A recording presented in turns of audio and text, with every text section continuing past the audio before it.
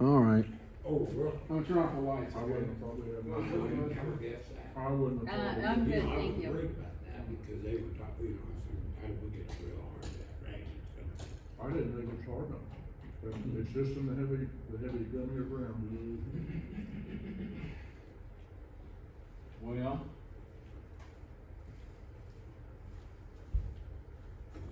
I got my high-tech pointer here to use at some point. Well, I mean, I'll try and go fast, I guess. I was going to give a little spiel before I started, and since I took the trouble to think it up, I might as well give it. And that is that, well, I first came to Kingman about 1 year ago today, almost 1 year ago today exactly, with my mission to establish a political prototype of what I hope will be replicated elsewhere in Kansas, of a model of rural economic development fed by production of biomethane, also known as renewable natural gas from agricultural commodities. This idea has attracted some support from Kansas politicians. In June, I asked Joe Seiwert and Mike Murphy, our local state representatives, to sign a letter of support for the district in Blue Flame. And they signed this along with two quite left-wing legislators from Lawrence, Marcy Francisco and Boog Heiberger. Everybody told me, well, you're not going to get these people to sign the same letter, but they did. And I sent that to the governor. Everybody told me the governor's not going to read this during the election, but she did. And she assigned this Deputy Secretary of Commerce to help us. Well, he didn't help us. That's not really the point. The point is the governor is on record saying, this is interesting, tell me more. So I'm no fan of Napoleon Bonaparte, but he has a quote that I think is very relevant to our circumstances. Between the sublime and the ridiculous, he said, is but a step.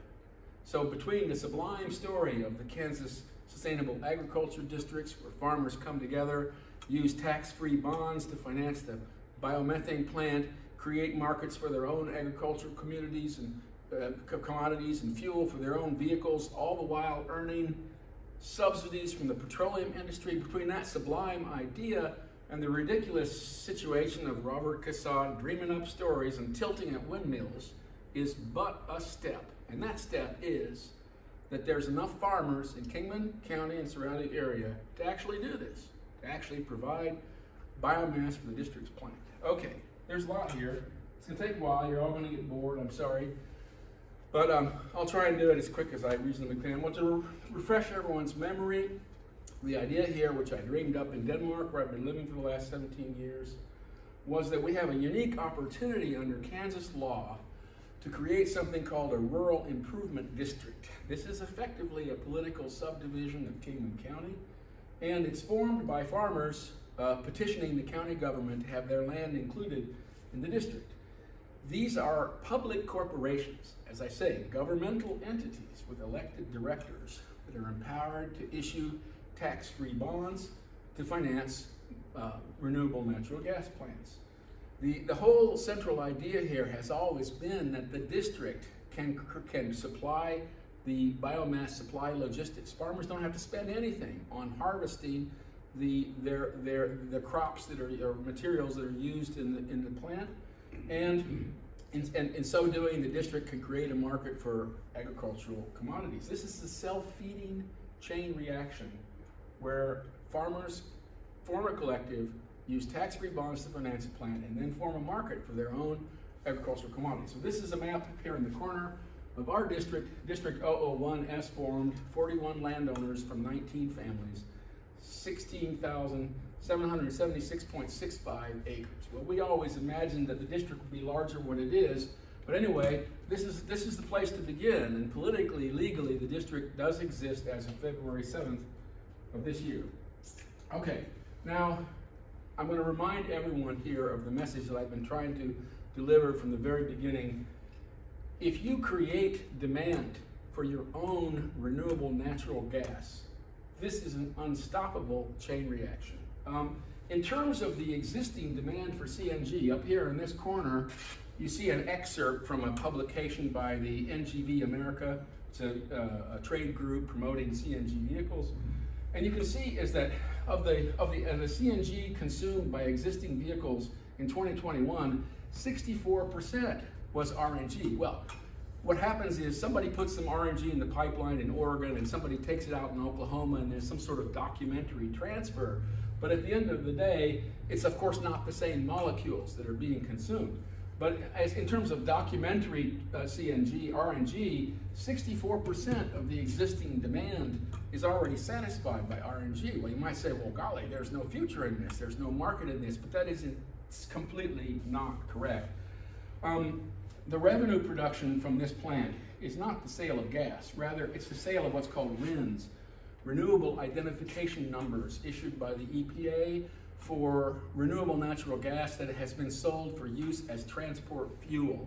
So the D3 category of RIN is the most valuable, and that's what our RNG will qualify for. In 2021, there were 500 million D3 RINs produced. The market cap established by the law is 16 billion. So in terms of the theoretical market cap, we're at 3% saturation right now. In terms of the existing demand, we're at 64% saturation right now. Well, as I say, and as I try and drill home to you, as long as you create demand for your own gas, this is an unstoppable chain reaction. To reach 16 billion, we're going to have something like 5,000 plants of the scale that I'm talking about in Kingman County. Now, use as transportation fuel does not mean perhaps what you think it means. This includes non-road engines. So we have vehicles, pickups, semi-trucks, cars, and of course farm vehicles, tractors, and combines. We also have non-road engines like compressors and irrigation pumps and chippers and choppers and whatever. So again, the main message, you can save fuel costs and get RINs from your own renewable natural gas. Now, this is a picture here showing you a commercially available dual fuel conversion kit for a tractor. It's put out by an Italian company. This is a 120-gallon equivalent tank mounted on brackets out in front of the tractor. Well, it's actually technologically very simple. What happens is the engine runs on diesel power in low load, but then as the load increases, you feed methane into the cylinders. Well, the compression ignition of the diesel, of course, burns the methane, and you end up with a cleaner burn and a higher efficiency of the motor, up to about 50-50 blend in any case, and in some cases, in some vehicles at high load, you can go up to 80-20. So again, this is the message that I've always been delivering from the beginning. If you create demand for your own RNG, you create a chain reaction that is unstoppable up to 16 billion RINs per year. Okay, now my approach along the way has changed. People have said, oh, he's zigzagged around. I have, it's true. I've bounced around. I've changed directions. The plan has changed many times now. I'm kind of rolling with the punches. When I first came here, I was trying to develop a pilot of my own technology for which I have existing pending patent applications. This is based upon steam cooking of the material before we digest it in the RNG plant. Well, we didn't get our SBIR grant, and so we moved on to Plan B. And Plan B was, I'm working with this Danish company that makes biogas plants, and I was trying to find financing to build a little test plant in Kingman so we could demonstrate the technology and then move on to the bigger plant. Well, Plan B didn't exactly fail. It's just that it's taking too long. The Danish funding source that I was approaching is called the Novo Nordisk Foundation. Their mission in life is sustainable agriculture. So I thought maybe we could get them to do this, and they didn't say no. It's actually sitting in their high levels of their organization, but this is taking too long. And the moment is now. The iron is hot. And finally, I just got tired of this. I said, okay, forget about the test plant. And now we're on Plan C, and that's what I'm here to explain today. Plan C is, forget about the test plant. We're simply going to directly approve a tax-free revenue bond to finance a commercial scale plant. Now, what I have in mind is a Kingman version of the Flemløse plant in Denmark. I've shown you this map before. This is a map of biogas plants in Denmark, commercial biogas plants in Denmark. Bear in mind, it's 1/5 the land area of Kansas. Each one of these green dots is a plant, and the size of the dot shows you the amount of gas that's being produced. So, as of right now, 30% of the pipeline gas in Denmark is RNG, and it's on track to be 100% by 2032. Anyway, here in Flemlusa, you have a not very big plant that I've highlighted here. And this was built by a German company called Envitech. Now, I contacted them and said, look, this is a plant that runs on grass silage and manure, and that's exactly what I'm proposing to do in Kingman. And I said, look, why don't you build this plant in Kingman, Kansas? Well, they like this idea very much. They're building 10 plants in the USA right now, all of them, 100% of them, based on dairy cow manure. Well, this is the low-hanging fruit, which I'll explain in a minute. But the point is, they very much like the idea of making a sort of flagship plant showing what they can really do, because making biogas out of dairy cow manure is like falling off a log. They would like to have a flagship plant right here in Kingman County, and they absolutely agree to work with me to actually put in the time and effort to be able to put together what we need to be able to issue a bond to finance such a plant. Now, this is described in a video link, which some of the guys here have already seen this, but some haven't. So yeah, this takes 4 minutes. So I'll just show you the video here real quick. I'm sorry, some of the people have already seen this, but.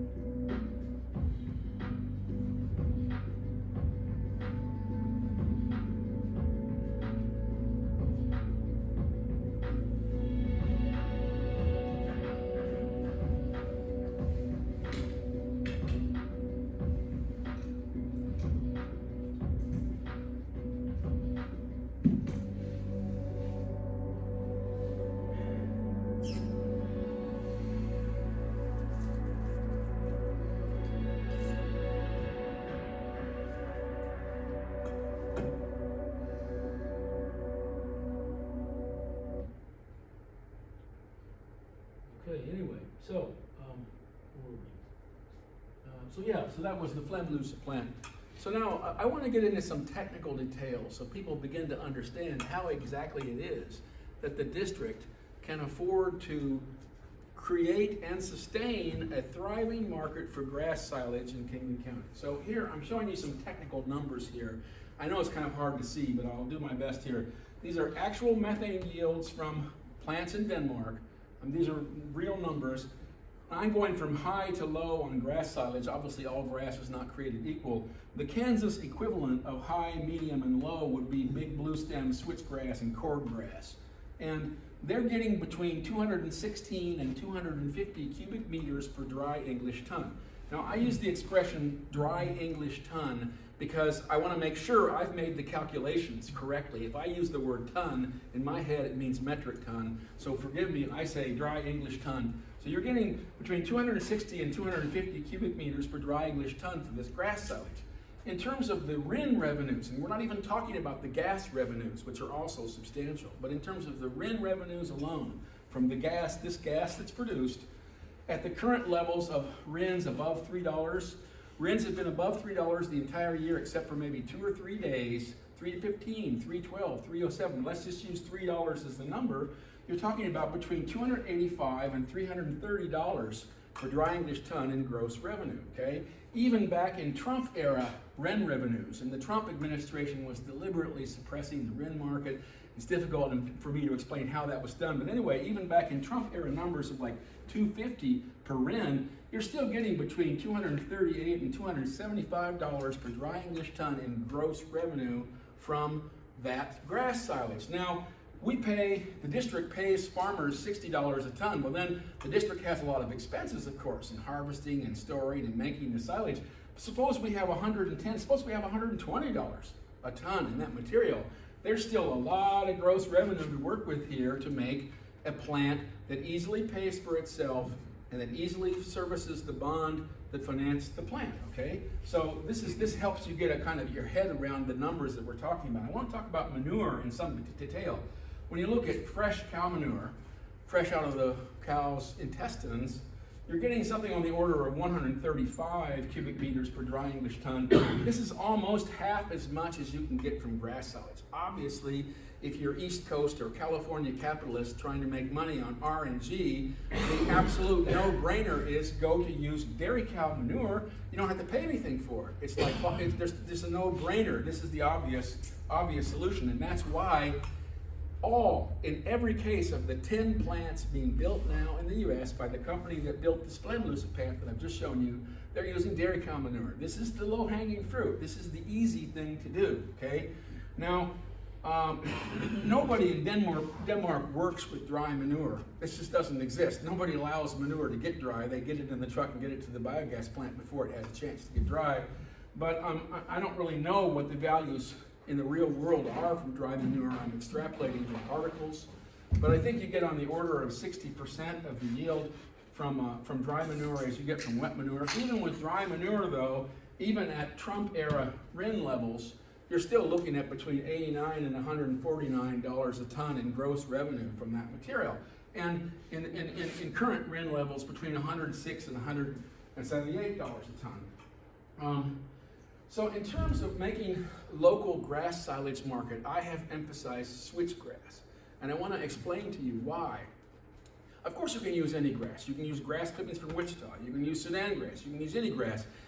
There's nothing magical about switchgrass. The reason why I have emphasized switchgrass is because the federal government has spent literally hundreds of millions of dollars developing this concept of a dedicated energy crop grown on marginal land, although all they had in their heads was cellulosic ethanol. But the point is, you have all this literature, all these academic articles, all these grants, all this work. Everybody knows this story, and everybody will immediately tap into this story if we're talking about switchgrass. That's why I have emphasized switchgrass. The USDA and the Department of Energy, as I say, after hundreds of millions of dollars, developed some specialized strains that are able to give good yields on dry land, marginal land without water. There was a study from Kansas State, you can't quite see it here, the Kansas Switchgrass Production Handbook. You can easily find it online from 2017.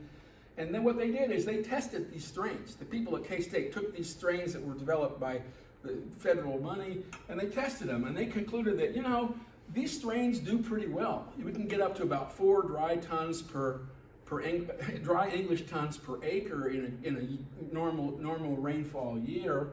That was their conclusion. They also had the conclusion that although they can get good yields, farmers aren't going to make any money because of the harvesting cost and the fertilizer cost. In our model, the farmers have no harvesting cost, A, and B, in terms of the fertilizer, the nutrients from this material after it's digested are recovered in the effluent.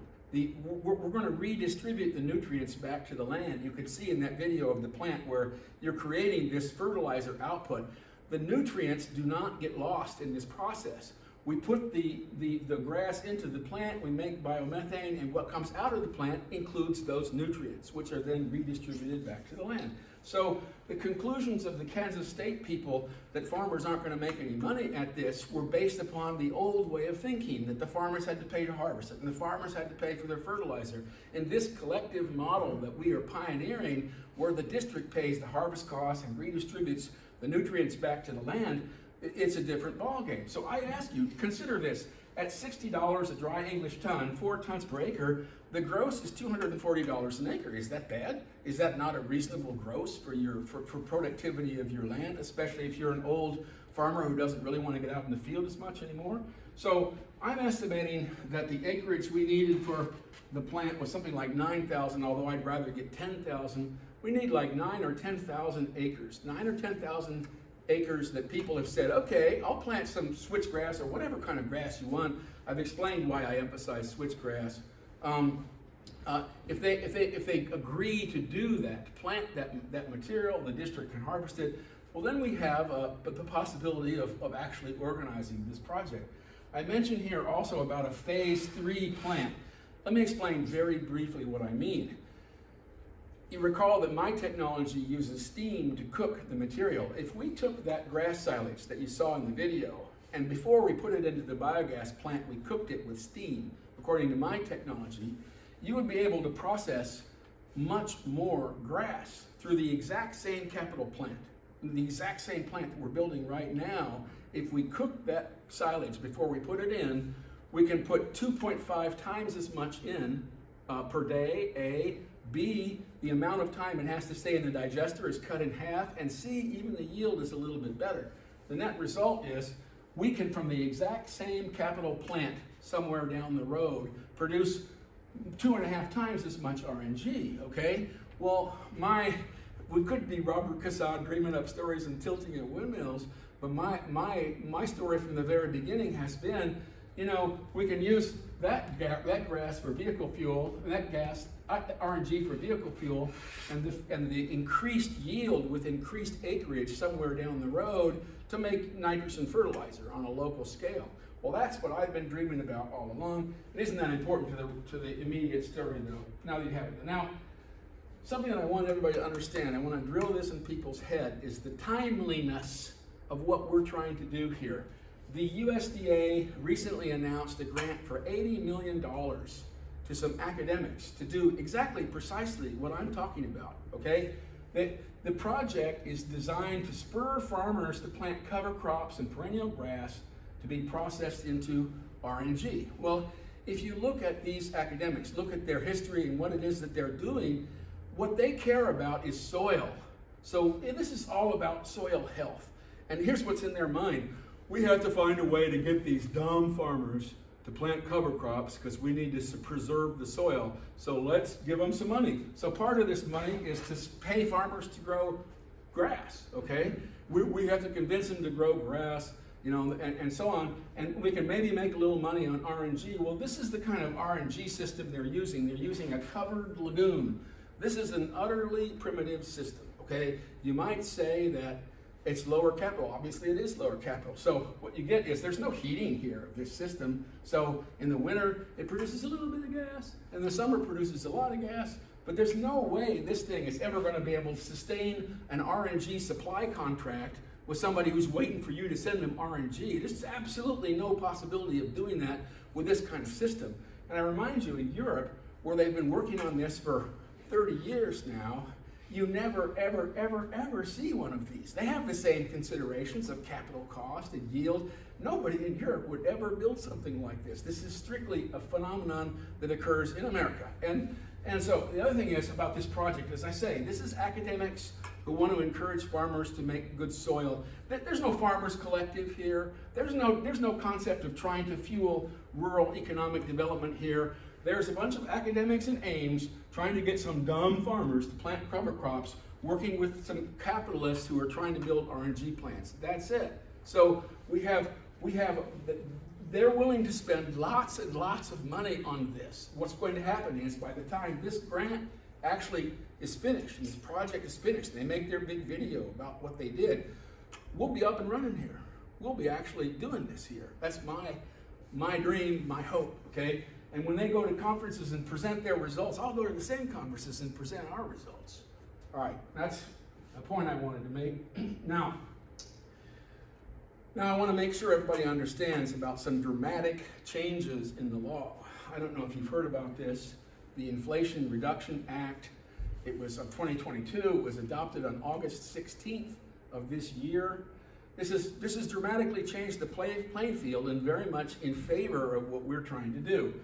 I will say first, perhaps not foremost, but of central significance, the Congress has now approved a tax credit for sequestration of CO2. Well, there was always a tax credit for CO2 sequestration. It's just that in the past, they've increased the amount by a factor of 5. It's 5 times more money now than it was, A, and B, the threshold, how much CO2 do you have to sequester to claim this credit, has been reduced from 50,000 metric tons a year, which we would never be able to meet, to 12,500 metric tons per year. And our biogas plants will easily reach 12,500 metric tons of CO2 per year. Remember, when we're doing this digestion, you produce a gas. It's a mixture of CO2 and methane. We clean up the methane, that's our RNG, and what's left over is a comparatively pure output stream of CO2, which we can sequester and claim this credit. Now, up here in this corner, I'm showing you a map of the underground injection wells in Kansas. This is a tremendous economic opportunity from Kansas. There are only 3 states in the Union, Kansas, Oklahoma, and Texas, that have this possibility. So what you see in these black dots are the so-called Class 2 underground injection wells. These are used in the oil and gas business. So when you pull oil and gas out of the ground, it's associated with the salt water that you have to put back into the ground via some kind of injection well. These are the Class 2 wells. There are 2 categories of the wells. There's the so-called enhanced oil recovery well, and in an enhanced oil recovery well, you put that salt water back into an active field that you're trying to get more oil out of. And then the other kind of well is called a saltwater disposal well. This is just basically a gravity-fed well that puts that salt water back into the ground, probably down into the Arbuckle. Well, anyway, in terms of the enhanced oil recovery wells, the amount of money we can get is $60 a metric ton if the plant is funded privately, or $30 if we use tax-free bonds, as is the case here. The beauty of the enhanced oil recovery well is that we can do this legally without any interference from the EPA. The KCC can permit us to do this right here, right now. The other possibility is the saltwater disposal wells. Now, the EPA is not going to let us do this because the law says you can only put the salt water from oil and gas production back into a saltwater disposal well. They will not allow us to add CO2 into the saltwater disposal well. However, the KCC can give us permission to do this on an experimental basis.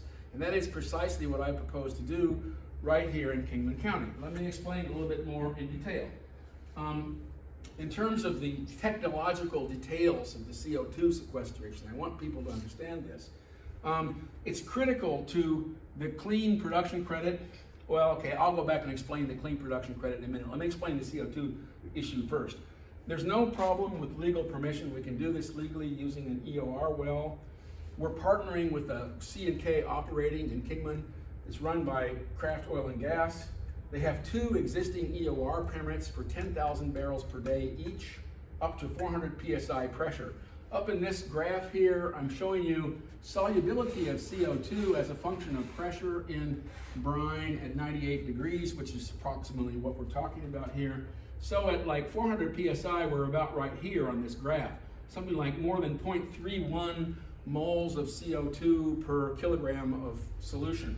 Well, at that rate, at 20,000 barrels per day, we'll be able to dissolve all of our CO2. We'll just compress the CO2 to 400 PSI, drop it into the stream that's going into that EOR well after the water pump, and it will all dissolve. And we will, in this manner, in a very technologically simple way, be able to claim the CO2 production tax credit. C&K, as of 2021, reported 15,000 barrels a day that they're running right now. This is a huge volume.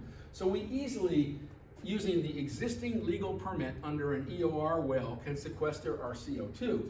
But there's a much more interesting possibility, and that would be to use a saltwater disposal well to achieve the same effect. As I say, currently, the EPA is not going to allow us to do that. The KCC can legally give us permission to do it on an experimental basis. We can have an experimental well in Kingman that is the center of a great story in the U.S. What we would do is we would compress the CO2 to 1100 psi, which is more about here on this graph. And obviously, 4 times as much of it is going to dissolve. We would take the saltwater disposal well out of the ground, and we would line it with a high pressure gas hose so that the gas comes out deep in the ground at a point where the hydrostatic pressure on top of that, inside that well, is 1100 psi. Well, at 1100 psi and 98 degrees, carbon dioxide occupies what's called a supercritical state. What this means is it behaves like a gas in that it expands to fill its container on the one hand. On the other hand, it behaves like a liquid in that it is 5 times as dense as the compressed gas phase. Moreover, it has no buoyancy. It has no bubbles that are trying to rise up in the column. So when we come in, we're 860 meters down in the saltwater disposal well, and we're introducing our CO2 at 1100 psi. First of all, 4 times as much of it is going to dissolve. That's 4 times less water. So we go from 20,000 barrels a day to 5,000 barrels a day just on that alone. But that's not the end of the story. If we allow a 2-phase system where we have the dissolved CO2, but then we also have supercritical CO2 existing in a 2-phase system with the water, because the supercritical CO2 is 5 times as dense as the gas bubbles would be, we can put a lot of CO2 down that well. And here's my calculations. Here's another point that's important. We're going to decrease the pressure, not increase, we're going to decrease the pressure in that well because the supercritical CO2 is less dense than the water. So we'll have 4 times as much dissolving. Now we're down to 5,000 barrels a day, and then we can have a 2-phase system where we can put much, much, much more CO2. The thing that I believe we will be able to demonstrate right here in Kingman County is of great economic significance to the state of Kansas. Right now, if you need 20,000 barrels a day to get rid of all the CO2 from your biogas plant, well, there's 1 well in Kingman, 1 in Barber, 1 in Harper, 1 in Pratt. There's 1 here and there that have those kind of volumes.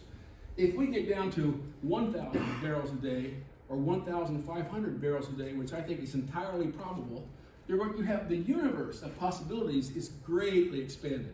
What this means is all of those black dots that you see, mostly in rural areas in Kansas, offer an opportunity for a biogas plant to sequester its CO2. So this is of really profound significance to the state of Kansas in terms of economic potentialities. And remember, there are 3 states in the union where this is possible: Kansas, Oklahoma, and Texas. Okay? Now the next thing I want to tell you, the other thing that the law established that is of great relevance to the CO2 is a production tax credit for what's called clean fuel. So here's the deal about this. Our fuel will be what's called carbon negative if we put that CO2 in the ground. The idea is this: when you burn off a fuel and you put CO2 in the atmosphere, the question is, how much CO2 is associated with that burning of fuel? if you pull, get fossil fuel out of the ground, you burn fossil fuel, well then you have 100% of that CO2 is CO2 that you put into the atmosphere plus whatever CO2 was associated with bringing it out of the ground and moving it around and so on. In the case of RNG, when you burn that RNG and that CO2 goes into the atmosphere, we pulled that CO2 out of the atmosphere in order to make that RNG in the first place, okay? Now, to the extent that we're putting our CO2 into the ground, we will unquestionably have carbon negative fuel, meaning for every gram of CO2 that's released from that RNG, we will have taken more CO2 out of the atmosphere.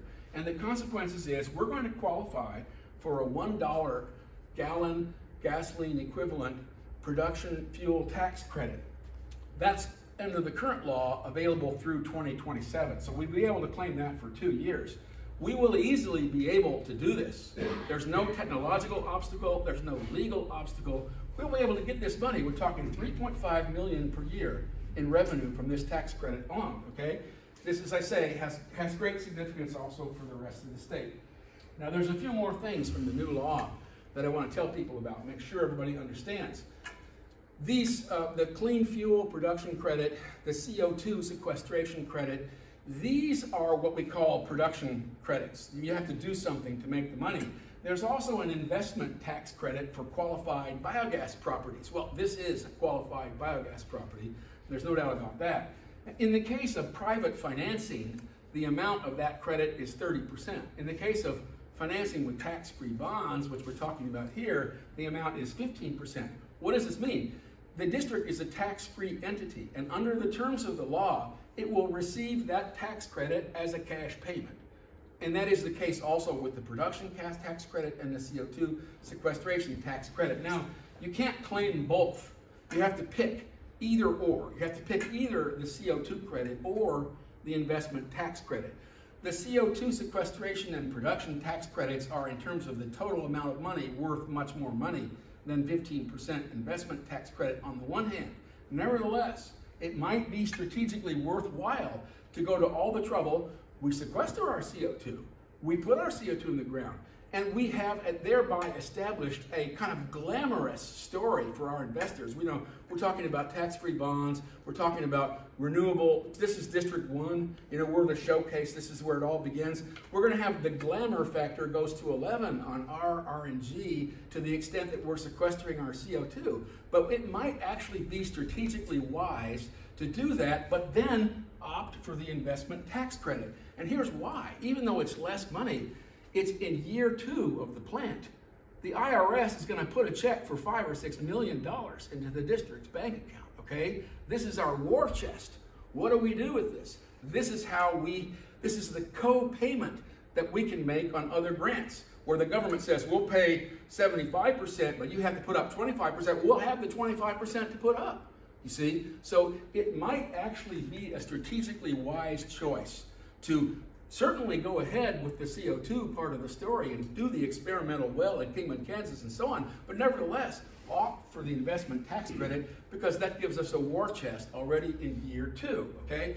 Now, there's 2 more important things that I want to explain here that I want to make sure people understand. First is this.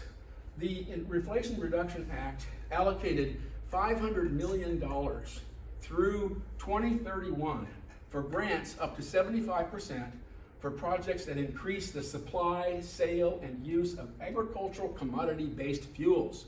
Well, friends, that is precisely exactly what we are talking about. If District 001 can get up and running, these grants have not yet been announced.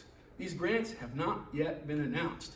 If District 001 can get up and running by the time these grants are announced, it means that Districts 2, 3, 4, 5, 6, 7, 8, 9, 10, 11, and 12 have a hell of a good shot of getting that money, okay? So there's a real imperative on, let's not wait, let's not sit around, let's not bide our time, get the ball rolling here. Okay, the last thing I want to be able to explain, which is of central significance, the Inflation Reduction Act of 2022 allocated $26 billion to be spent by September 30th, 2024, i.e. before the next election, in grants to states to support investment in greenhouse gas reduction. Well, I've already told you, the governor has already said, this is interesting, tell me more, okay? So what we want is we want Kansas to apply for money to support Kansas Sustainable Agriculture Districts. Everything begins in Kingman. We have our CO2 sequestration, we have our experimental well, we have our model of the farmers collective creating a market for their own biomass, and hopefully somewhere down the road we have our own vehicle fuel conversion scenario. Okay, does anybody want to take a break or should I just keep going? Keep going? Okay, I'll keep going. All right, okay, now, so here's the main event, and here's why I summoned all 6 of you tonight. Opportunity knocks, and we have the possibility to apply for a USDA grant having deadline December 29th. It is a great opportunity, and that's what I'm here to explain about, and that's what I need some positive action on the part of farmers in Kingman County or surrounding areas before I can actually put this together. The program is called the Fertilizer Production Expansion Program. $500 million has been allocated. What they're looking for is innovative, sustainable, farmer-focused fertilizer production with an identified source of funding for the 75% cost share. This is a grant for 25%. We have to have an identified source of funding for the 75% cost share. Well, so what we need is for the district to authorize, pending zoning approval, pending KDHE approval, the district directors have authorized a bond to build this Flemlusa plant in Kingman County. That is how we qualify for this grant application, okay? What am I gonna try and sell them? Oh, by the way, they say one of their key focuses is bundling of fertilizer with other products, i.e. RNG, okay? So what am I gonna try and sell them on? The redistribution of nutrients from our biogas plant back to the field counts as an alternative sustainable fertilizer. Moreover, I will try to sell them on the idea, which I think is true, that this is critical to the ability of this grass silage market to thrive. If the people who are growing grass silage don't have to spend money on fertilizer, this is going to be a much more interesting offer than if they do. So what we'll try to sell the USDA on is that our redistribution of nutrients is sustainable alternative fertilizer, okay? Now, look, we can go into this even assuming that we won't get the grant, but this is an extraordinary opportunity to stand on the soapbox. This is a soapbox. This is a platform to talk to the USDA, to talk to the politicians in Topeka and Washington. This will be the district that applies for this grant. District 001 will apply for this grant. What they'll ask for is 25% of the cost of the biomethane plant. Now, in my view, what we do is we make a bond. We approve a bond to finance the entire cost of the plant. And if by some wild chance they actually give us 25%, well, then you have money to spend on paying off all the first year's operating costs and so on and so forth. And you know, if we don't get this grant, which I even assume that we won't, if we don't get this grant, okay, we'll redo the bond. I mean, this bond doesn't, nothing is going to be set in concrete because the district approves a bond in theory pending KDHE approval, pending zoning approval. You can always change your mind. You can, before you actually start selling bonds through licensed underwriters, you know, we're not actually committed to actually doing this, but we need this to be able to qualify for this grant application. So this is what I'm getting at, and this is the thing I'm trying to get people motivated to say, look, it's November 22nd, okay? The deadline is December 29th. That's 5 weeks from now. Believe me, I have a lot of work to do if we're going to pull this off. And that's what I've said is, again, even if we assume that we won't get the grant, this is an extraordinary opportunity to present the district and stand on the soapbox. It gives me what I call documentary ammunition in Washington and Topeka. So I do hope people will be motivated to say, okay, we'll sign some agreements so you can get your project moving. I hope that that's the way this pans out. The steps for the district to be able to approve a bond, first and foremost, this is absolutely the most critical step. Everything else is going to be easier to deal with. This is the hard part. What we absolutely must have is contracts with farmers to provide biomass. Now, I have construed these as biomass conversion service agreements. Let me explain why. I know this is kind of dense, and I know I'm going kind of fast, but let me explain why. Here is the requirement from the law. Before the district can issue a bond, when a sufficient number of taxpayers sign written contracts to use the proposed services at the rates established by the board of directors, the board shall proceed forthwith to issue revenue bonds. Okay, so the service the district is providing is conversion. We're going to convert your biomass. We're going to harvest it, transport it, ensile it, store it, convert it to biomethane, and redistribute nutrients to your fields. That is the service that the district is providing. The rates for the service are negative. That is to say, the district provides this service for a negative rate, meaning it'll pay you for your biomass. So the rates that I'm proposing for grass, 60 USD dollars per dry English ton, for manure, $25 per dry English ton, and for wheat straw and sorghum stalks and similar residuals, $50 per dry English ton. So this is the critical step. This is what is the critical step. We need those agreements to be able to approve a bond on paper. And as I say, remember, we're not actually going to start raising money. We're not actually going to take the bond to an underwriter. It's still pending approval by the KDHE, by the zoning and everything else. But what we are going to have is we're going to have documentary qualification for that grant application, okay? So nobody is going to sue. The district isn't going to sue people who sign these biomass conversion service agreements. On the other hand, you shouldn't sign it if you don't really mean to do it. But here's a copy of the agreement. I'll pass it around. What we need is we need farmers to sign these agreements with the district. This is between the district and farmers. We need those signed agreements before the district can issue a bond, and we need the district to approve the bond, not issue it, before we can qualify for this grant application, okay? The next step in being able to approve the bond, we're gonna have to have an end user for the RNG.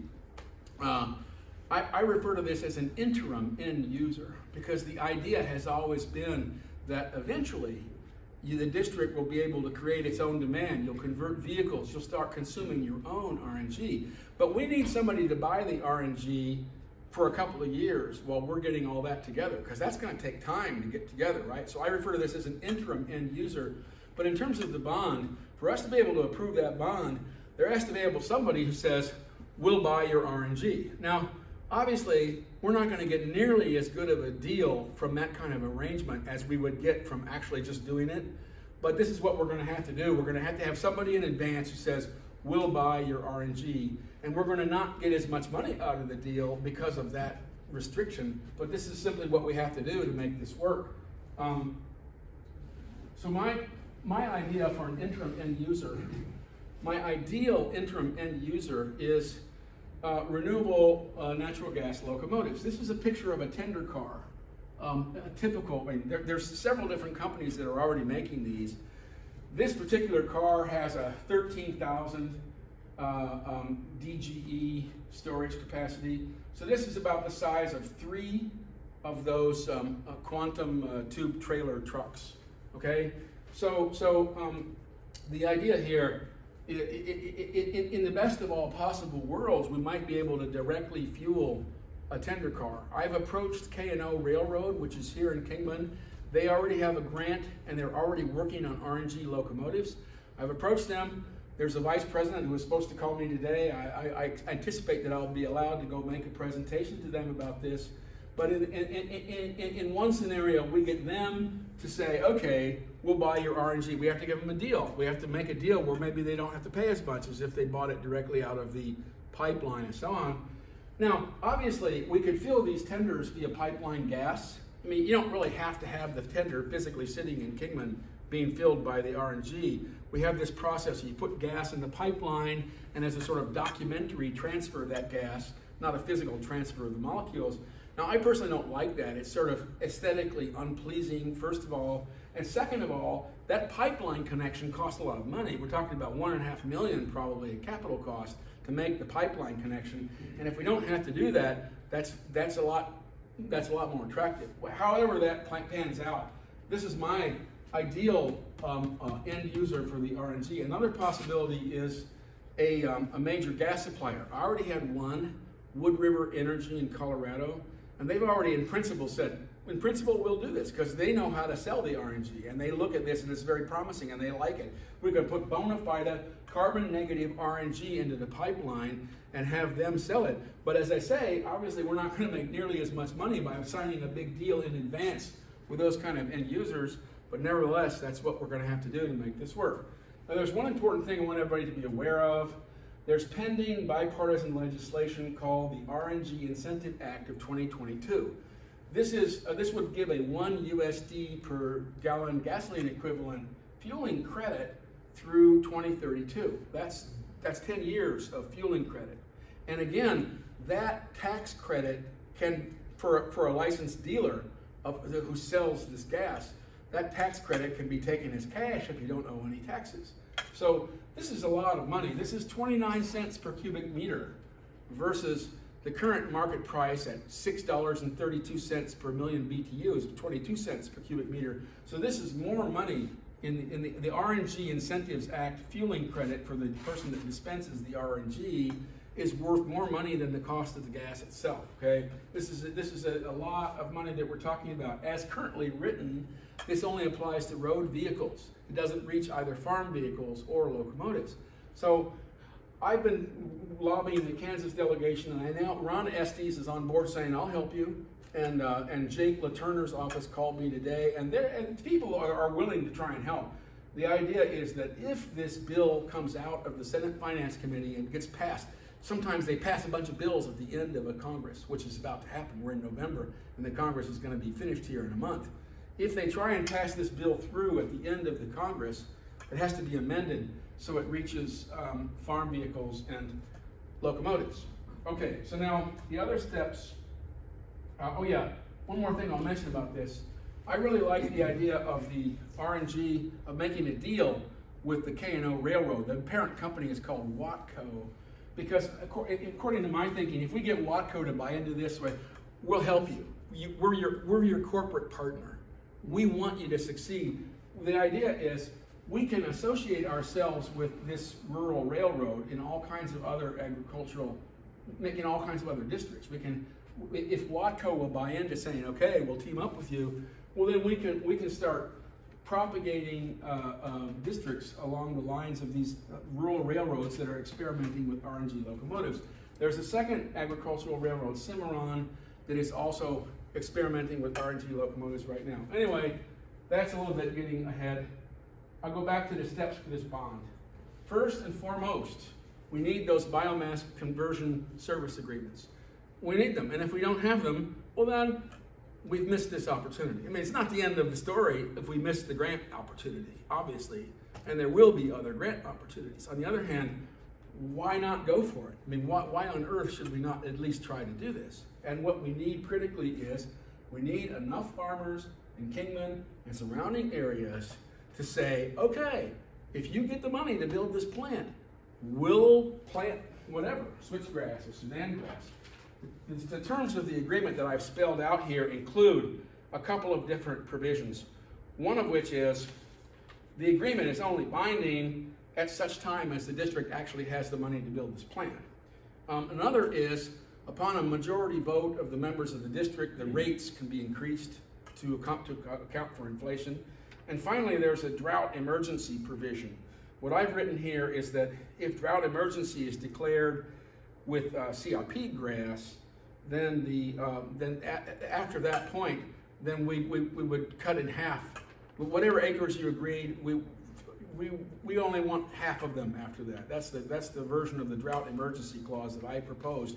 What everybody has to understand here is in the event of a drought emergency, we're going to have to keep the plant running, and the only way we're going to be able to do that is with like municipal waste. We're going to have to run around gathering paper waste to keep the plant running during a drought emergency year. And in fact, I'm already looking at, we can start running some of Kingman's paper waste right now, even in the plant as it currently is conceived. Okay, there's two more steps. The other is you have to make an operations plan for the harvest and storage of the biomass. But what everybody's told me so far is, well, when you really know what the biomass is, and when we can figure that out later, and I'm sure that's true, so I'm not really too concerned about that. The real step The critical step is these biomass conversion service agreements. There's a final step, very important step. The district has to commission a report from a competent certified engineer. Well, the company, the engineering procurement contractor that's going to build this plant will provide that engineer. That's not really going to be a problem. That is not really a very significant obstacle. So I'm not really worried about that. These people are going to make a lot of money off this. They're willing to invest a certain amount of their time to bring all this together. So that fourth category, the fourth requirement, isn't particularly critical in my view. Gathering biomass conversion service agreements is critical. Getting an interim end user agreement is critical. I don't know how long it's going to take me to do the second step, but as for the first step, I don't know what I can do about this. If you guys are going to do this, you're going to do it, and if you're not, what more can I do about it? Okay, well, I guess that's probably enough. People are probably sick.